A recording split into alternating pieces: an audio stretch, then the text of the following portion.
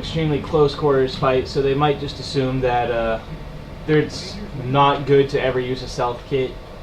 And I disagree with that statement. I think because so many people assume it's going to be bad for a stealth kit, that's precisely why it's great for a stealth kit, because if they don't see you on their UAV, or if they don't see the red dot, you really catch them off guard every time. So even if you aren't sneaking around, you'll still get kills very quickly because no one will know you're there.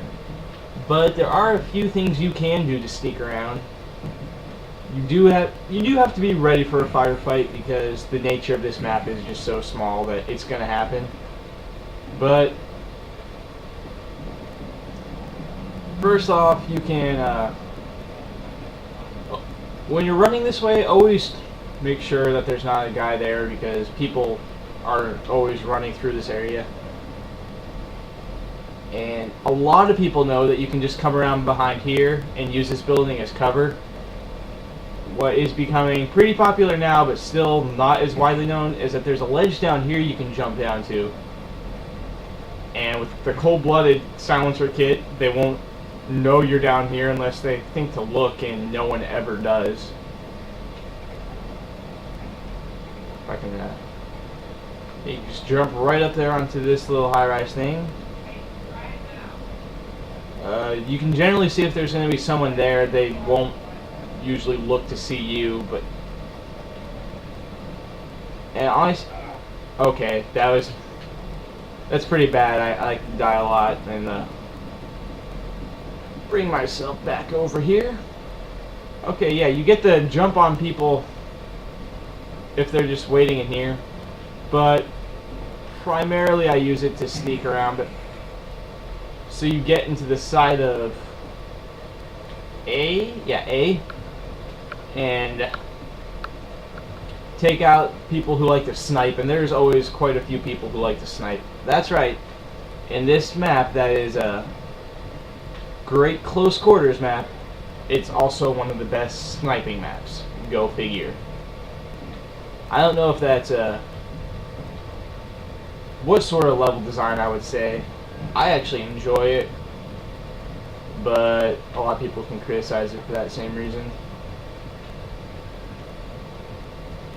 Yeah, there'll be people sniping from behind this counter, over just near the windows, and the spot that I love sniping from, I've gotten many of good games by just climbing up here and looking down there. So always check for snipers up here.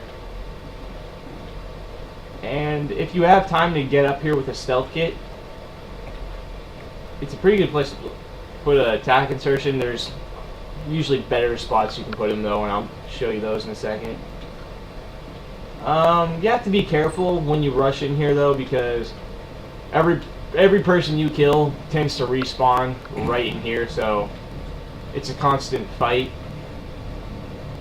If you do feel like being brave, this is my favorite place to put a tac-insertion, just right behind here.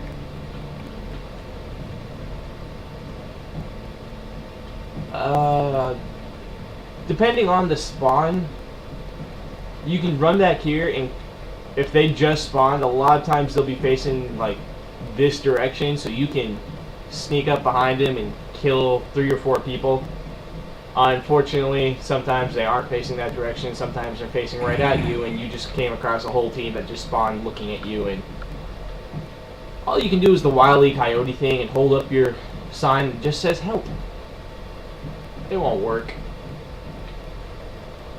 And this may seem counterintuitive to some people, but I'm saying if you're going to be rocking the cold-blooded silencer kit, do not go underground. This approach is extremely common. So many people do it, and if you think about the kits that people tend to rock, which is assault rifles or submachine guns with stopping power, you're going to be using a silenced, cold-blooded weapon in an enclosed tunnel against somebody who's using a probably stronger weapon with a better perk and no silencer to limit its range. That's a fight you're just not going to win.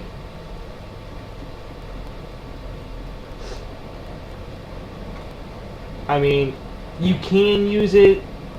It's not, but I just don't recommend it.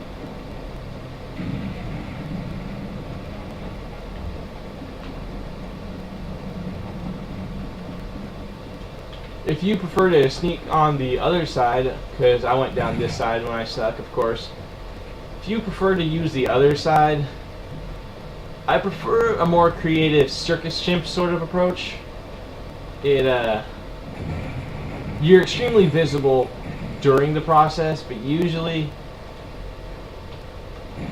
if you do manage to get through, it's extremely effective, and I'll be honest, people will see you, but at the same time, they're also going to see like 3 of your teammates, so they're going to shoot for your teammates generally. And that is just to jump up onto this sign.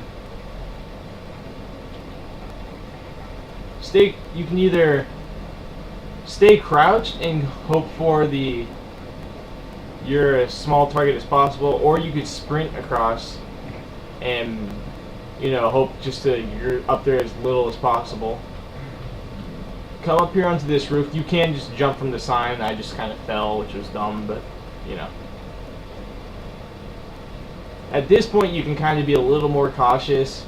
If it looks like there's no one out there, just come out here to the crane. Run across as fast as you can. Now, I kind of like to put a tac insertion either here in this corner or sometimes on this little high rise, because not many people come out of that spawn and immediately look up to see the glowing light. And the reason I don't like to put it on this ledge in here is because as they run through that door, they can see the flare, so they know that at some point in time you've snuck through to their spawn, so they'll know you're there.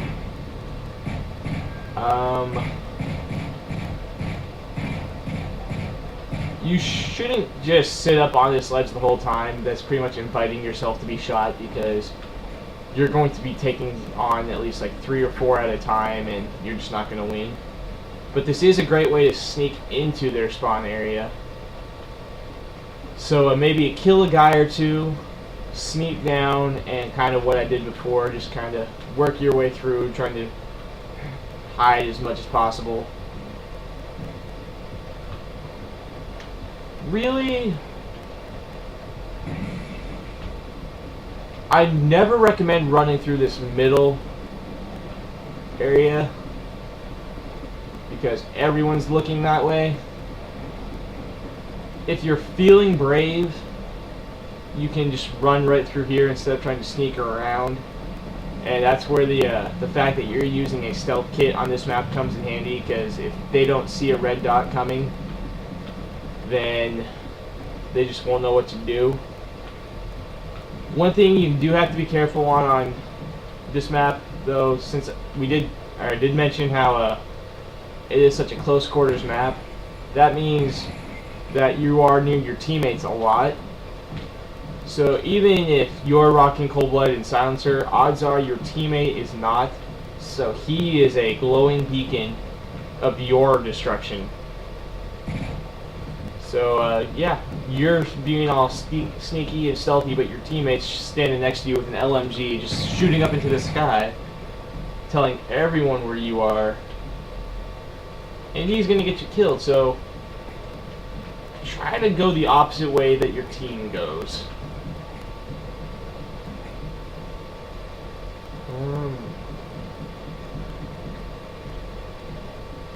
If you ever do have to sneak into this spawn, I recommend coming to the back, and people just like to snipe in here. And I'll try the jump real quick, because there's one jump that if people manage, they do like to go up there. I am horrible at this jump. I've seen people who are great at it though. and that is using that fallen high-rise as a ladder to climb up on top of the roof. I failed horribly, as you saw, and that's generally what happens when I try. Just real quick, so I've only got like 30 seconds left. This map is where the spawn system flaws in this game become real apparent, because especially in domination, if you have 2 points, you keep the other team pinned the entire time. If you've seen my video, The Art of Spawn Locking, imagine that times 10, and you'll have how bad the spawn locking is in this map. And that's where the whole level design or game design flaws come in.